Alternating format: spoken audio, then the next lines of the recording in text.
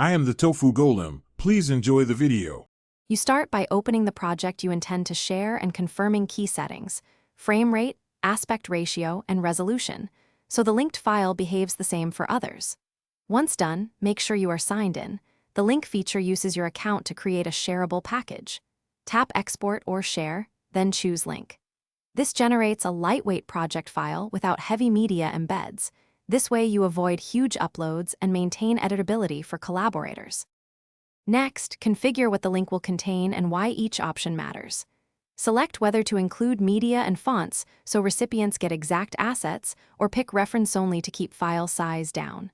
Set permissions. Allow edit if you want collaborators to change layers, or choose view only to protect your composition. If privacy matters, enable a password. Review the size estimate. Deselect heavy raw clips to keep the link fast and reliable. Then confirm to generate the shareable link. Finally, copy the generated link and share it directly or via email.